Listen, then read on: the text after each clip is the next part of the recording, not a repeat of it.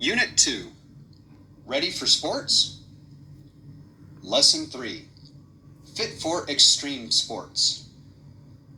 Running in the Sahara Desert. Listen. Take notes. Listen to the interview with Huda to learn more about the race. While listening, take notes on the questions in your workbook to fill in the table. Why did you decide to participate in the Sahara race? My friend's mom ran the Marathon des Sables, MDS, 2 years ago, and she said it was the most incredible experience of her life. She is 48 years old, and I am 20. So I thought, if she could do it, I could too. The race is one of the most prestigious in the world. I am applying to the university to major in sports education, so I thought that participating in it would give me an advantage over other applicants. Tell us about the race, Huda. What is it like to run in such heat? Well, first of all, the MDS is an individual race. Each participant has to decide at what pace they want to run. Each participant must also carry all the food and equipment they will need for the entire race through the desert. What about water? How can you carry enough water for 7 days? The runners do not need to carry water.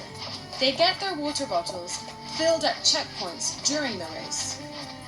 Each participant is allocated 9 liters of water per day. They also get some salt tablets. The runners carry a pack that contains their food for the week, and each day's meal must provide a minimum of 2,000 calories. The runners must also carry a sleeping bag, a compass, a flashlight, first aid equipment, and some extra clothes.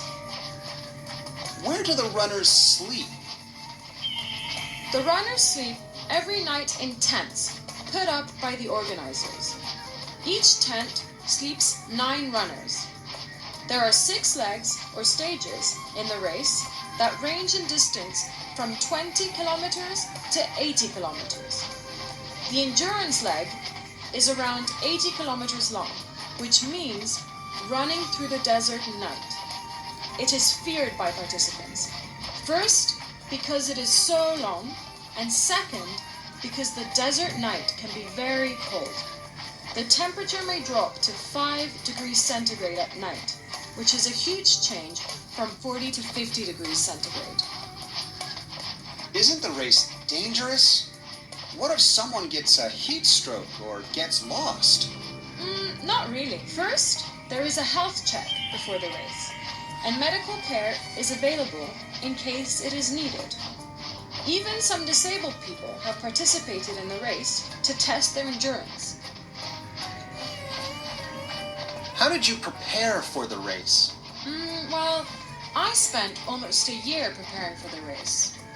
One of the most important things is to learn to bear the heat and to get used to running with the pack.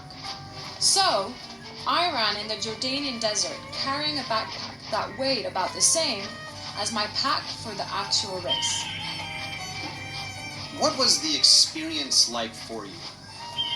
It was a fantastic experience. I didn't win, but I proved that I could do it. I think that one of the best experiences was meeting the other runners. I must agree with Olive Sepulchre, one of the race organizers, when he says, there is something magical inside the marathon because everybody is the same level. You can be a good runner, bad runner. You can be a very rich or a very poor guy. Here, you are in the same level, and that's something unique. I also agree with Jen Salter, a champion runner who has competed in the MDS 4 times so far.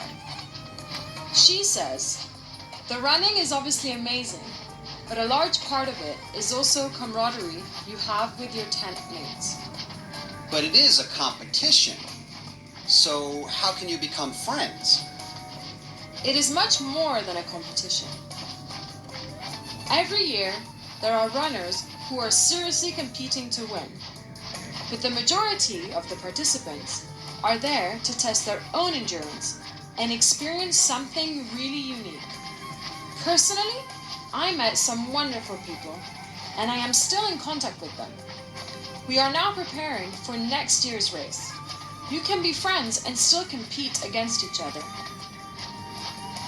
Thank you for your time, and good luck next year. Thank you.